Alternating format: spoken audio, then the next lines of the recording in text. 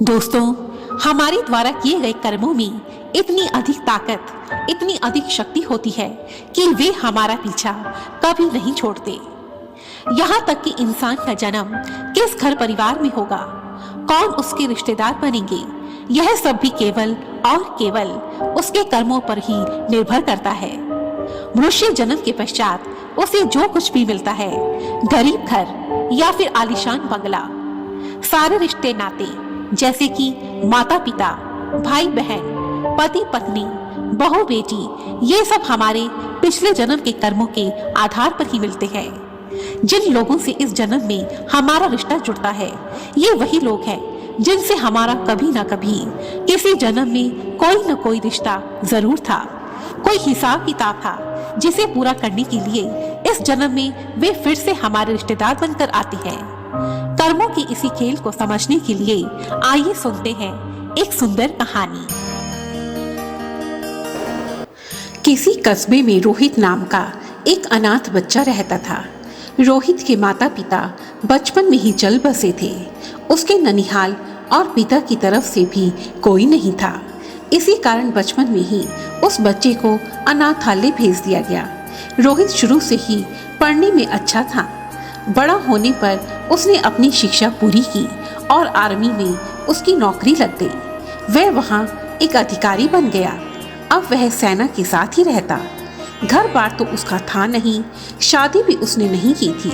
वह वहीं आर्मी में रहता, आर्मी की कैंटीन में खाता पीता। उसका खर्चा भी लगभग ना के बराबर था। इसी तरह वह अपनी तनख्वाह लगभग पूरी बचा लेता था। आर्मी की उसी कैंटीन में सूरजमल नाम का एक सेठ भी आता था, जो कैंटीन में खाने पीने का सामान सप्लाई करता था। क्योंकि सूरजमल सेठ काफी समय से कैंटीन में आ जा रहा था, इसी कारण सूरजमल और रोहित की अच्छी खासी जान पहचान हो गई थी। बातों ही बातों में सूरजमल को यह भी मालूम हो गया था कि रोहित के बैंक अकाउंट में अच्छी धनराशि जमा है। एक दिन सूरजमल ने रोहित से कहा, रोहित, तुम्हारा धन बैंक में रखा है, तुम वह धन मुझे मेरे व्यापार में लगाने दो, मैं तुम्हें अच्छा मुनाफा दूंगा। लेकिन रोहित ने मना करते हुए कहा, सेठ, मुझे इतने ज्यादा पैसे का लालच नहीं है। जो सरकार ने दिया है वह मेरे खाते में पड़ा हुआ है। कभी जीवन में धन की आवश्यकता पड़ी तो उपयोग कर लूंगा, नहीं तो कोई बात नहीं। लेकिन सूरजमल ने भी जिद पकड़ ली, यदि तुम मुझे अपना दोस्त मानते हो तो तुम्हें मेरी सहायता करनी ही होगी। जैसे ही मेरा व्यापार चल निकलेगा, मैं तुम्हारी पाई पाई लौटा दूंगा। अब रोहित ने कहा, बात तो तुम सही कह रहे हो, लेकिन इस बात की क्या गारंटी है कि तुम मेरा धन वापस कर दोगे? मैं कसम खाकर कहता हूँ, मैं तुम्हारे पैसे वापस कर दूंगा। सेठ ने रोहित का हाथ पकड़ते हुए कहा। और इस प्रकार रोहित सेठ की मीठी मीठी बातों में आ गया और उसने सेठ को अपनी सारी जमा पूंजी दे दी। उस जमा पूंजी से सेठ ने नया व्यापार शुरू किया। सेठ का व्यापार रोहित के धन से बढ़ रहा था। आमदनी दिन दुगनी रात चुगनी हो रही थी।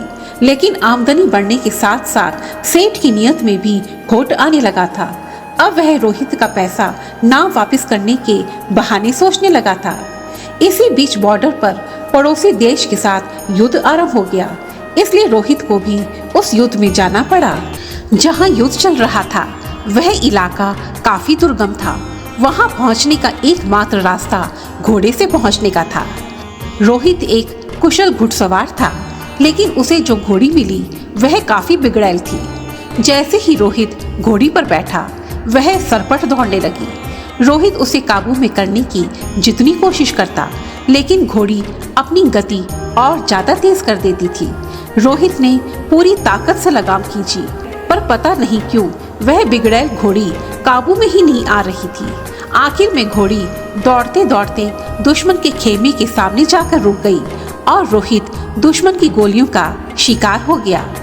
उधर सेठ बराबर आर्मी की कैंटीन में जाता रहता था। जब उसे पता चला कि युद्ध में रोहित वीर गति को प्राप्त हुआ है, तो उसकी खुशी का ठिकाना नहीं रहा। कैंटीन से बाहर आते ही सेठ खुशी से झूम उठा। उसने खुशी खुशी बाहर लोगों को मिठाई बांटी। अब उसे रोहित के पैसे वापस नहीं करने पड़ेंगे। समय का चक्र धीरे धीरे ऐसे ही घूम रहा था। सेठ का व्यापार दिन रात तरक्की कर रहा था। कुछ दिनों के पश्चात सेठ की पत्नी ने एक सुंदर पुत्र को जन्म दिया। पुत्र को देखकर सेठ की खुशी का ठिकाना ना रहा। धीरे धीरे समय के साथ सेठ का बेटा अमर बड़ा होने लगा। युवा होने पर अमर सेठ के साथ ही मिलकर व्यापार करने लगा। अमर विवाह योग्य हो चुका था, सो सेठ ने अच्छे घर की एक सुंदर सुशील कन्या देखकर उसका विवाह करवा दिया।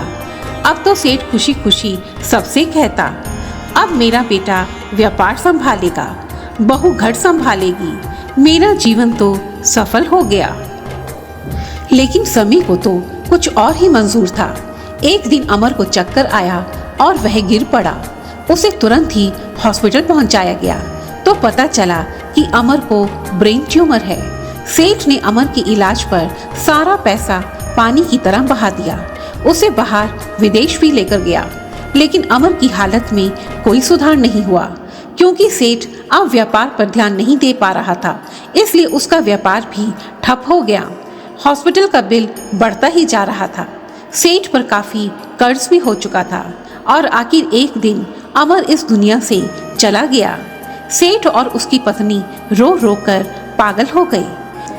कुछ समय के पश्चात एक पहुंचे हुए सिद्ध महात्मा उसी नगर में पधारे। सेठ भी उस महात्मा के दर्शन के लिए वहां पहुंचा और उनके चरणों में गिरकर रोने लगा और पूछने लगा, महात्मन, आखिर ईश्वर ने मेरे साथ इतना बुरा क्यों किया? संत ने कहा, इसमें ईश्वर का कोई दोष नहीं। अरे मूर्ख, यह सब तो तेरे अपने ही कर्मों का फल है। कर्म का फल तो भोगना ही पड़ेगा। आज बहुत रो रहे हो, लेकिन कल तो बहुत हंस रहे थे। सेठ ने हैरान होकर पूछा, महात्मन, ये आप क्या कह रहे हैं? संत ने कहा, तुमने अपने व्यापार के लिए पैसे उधार लिए थे। जब व्यापार चल निकला तो तुमने उसके पैसे नहीं लौटाए। सेठ ने कहा, नहीं महात्मन, वह फौजी तो मर गया था। मैं पैसे लौटाता तो आखिर किसे वापस करता? संत ने थोड़ी कठोर वाणी में कहा, बिल्कुल झूठ। तुम भूल गए तुम उसके मरने के समाचार पर कितने खुश हुए थे। तुम तो मिठाई बांट रहे थे। क्या तुम्हारे मददगार के मरने पर तुम्हारा मिठाई बांटना सही था? तुम उसके पैसे को सरकार को, किसी अनाथालय में या किसी गरीब को दान कर सकते थे, लेकिन वह धन तो तुमने बेईमानी से हड़प लिया। जानते हो तुम्हारा यह पुत्र अमर कौन था? अरे मूर्ख, यह वही रोहित था जिसका धन तुमने बेईमानी से हड़प लिया था। ईश्वर की लीला तो देखो। अपना हिसाब पूरा करने के लिए रोहित ने तुम्हारे ही घर में तुम्हारा पुत्र बनकर जन्म लिया और अपना हिसाब पूरा होते ही वह चला गया। तुमने उसकी शिक्षा, शादी और हॉस्पिटल पर खूब खर्चा किया और वह तुम्हें भिखारी बनाकर चला गया।